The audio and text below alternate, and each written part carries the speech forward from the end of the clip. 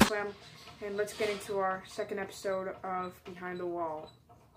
I decided to move the camera closer in, just so it wouldn't be more awkward from further back. So I actually decided to plan out just so I wouldn't have to embarrass myself too much. And for the previous attempt of this video, I was going to merge it up with episode 3 of FISTBUMP News, but the video was too long, and looks like I wasted my time 3 hours of editing. So yeah. And earlier today, I found out two things. One, that Appier meme, in Russian it says drug, but in English it means friend. And two, both of our FISTBUMP News videos have more dislikes, and I appreciate that. I have a lot of no-lifers watching my channel. I really have the guts to say that. I'm putting this Dale Jr. hat on just so I don't have to show off my long hair. So anyway, I'll be talking about April 29th and what happened earlier today, which is only a NASCAR race. Miles really did take a lot of people away. So the first thing I want to talk about is back on April 29th, 2018, the Talladega. Now, first up, congratulations to Spencer Gallagher. You deserved it, and Brendan Poole deserved the same thing as well. But still a good job for Sadler back in 16. He deserved a birthday present from a track where he was airborne twice, 2003 and 2004. What's more famous is the 2003 crash.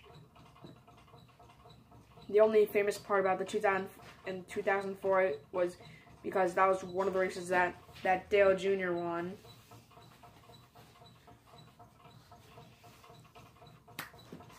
So, moving on from that, a lot of people have been noticing that from Richmond and Talladega, Jamie McMurray was really the big bridesmaid. Shut up, Jake. We have to restart. Listen, Jake, my last video took 3 hours of editing, alright? I don't care. You have to restart. I'm not, because I'm already pissed off enough. Oh, wow, now everyone's an asshole brother. Oh, I'm being that. Alright, guys, my brother was being a little of an idiot for a moment. So anyway, back to what I was saying. Back in Richmond, if you didn't know, that Kurt Busch got tangled with McMurray, and just like and nobody saw evidence on how Kyle Larson got involved in that, and from expected to finish in the champion to be part of the points battle, he was eliminated he was eliminated in the contender round, surprisingly.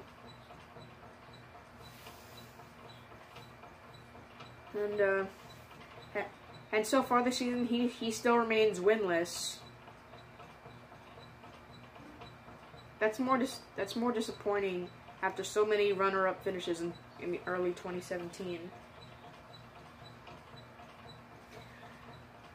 I mean, other than it, obviously it was too obvious his flip was horrifying, and Cody Hicken made a video if he got stuck in the fence. Now, that would be even more scary, especially if that happened to Matt Kenseth. But I mean, what do you expect? Every year, I get maybe almost every year somebody's gonna flip at Dega. But I honestly didn't expect a flip in practice, which seems very unusual. Unless you're someone like Daniel Kvyat. Which moves on to F1, the Baku race. I want to start off with the Force India Checo conspiracy.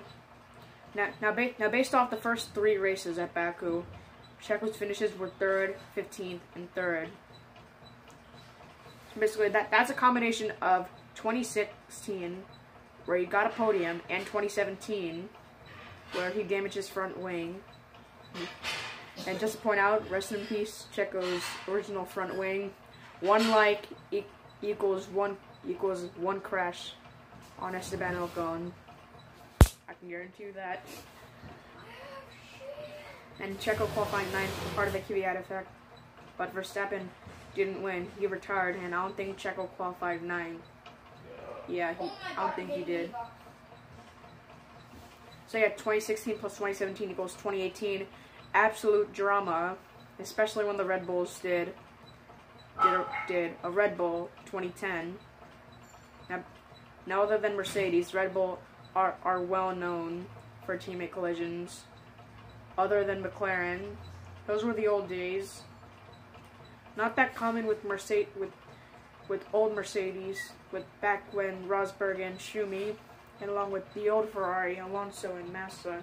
Those weren't really big issues. But it's obviously a big issue when you're a front marking team. Other like Sauber.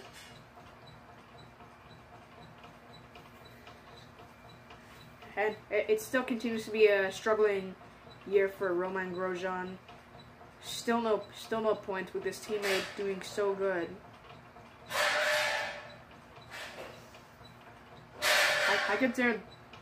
I consider Formula 1 Insider 19 might want to make a new video called The Grosjean Effect. Except it's not always about crashing the first braking zone. So there's more to the story.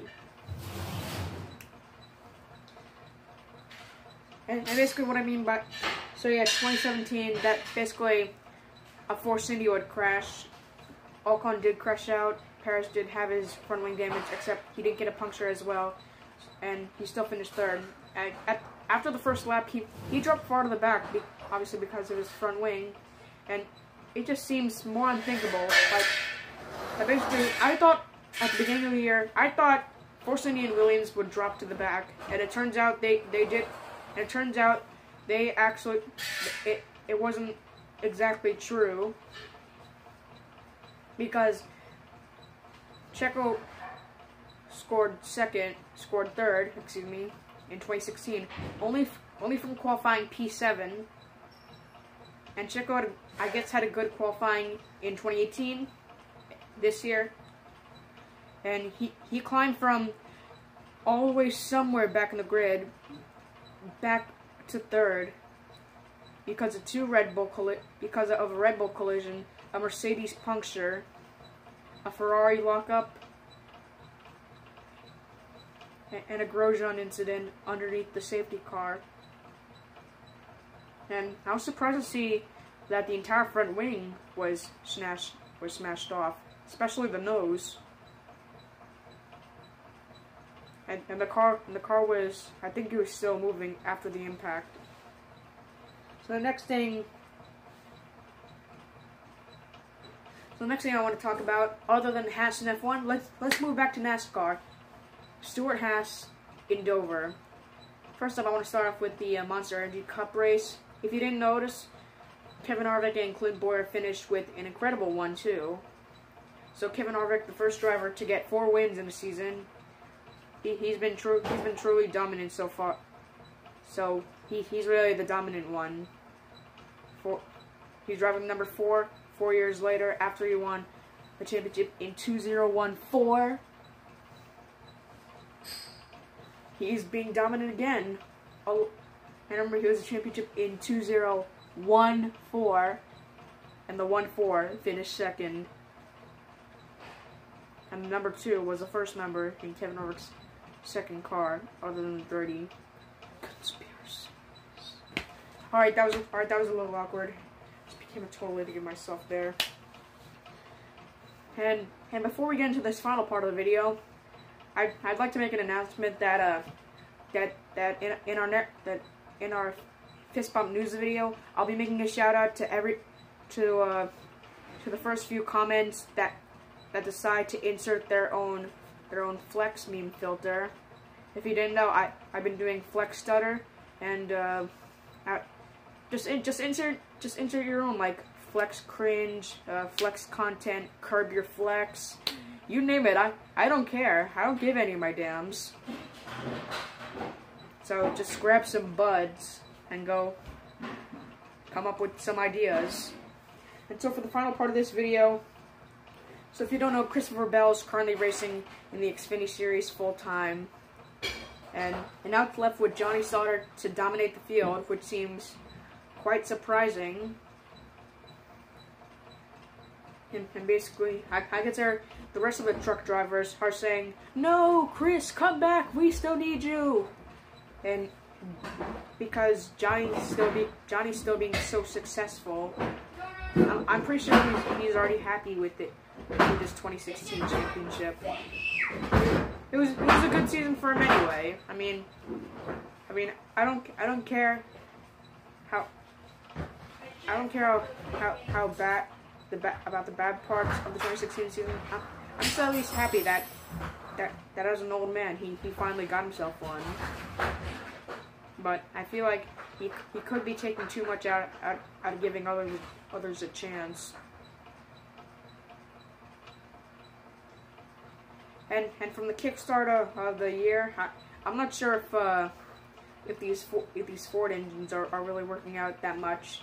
I mean, I'm surprised why Thorsport would let go of Toyota after they've had Matt Crafton win in Eldora. So to simplify it, Johnny Sauter's will be even better without Christopher Bell in the Truck Series. Well, that's going to wrap it up for episode 2 of Behind the Wall. Make sure to tune in later on. I'm going to be uploading a Fist Bump News video later on. And hopefully, just to keep it interesting, I'll try to make it a little long enough. Okay. Sorry, I had to pause the video for a moment. Jake, stop! You I thought he said he pissed on my soap. Just wrap the outro, right? I'm sick of this.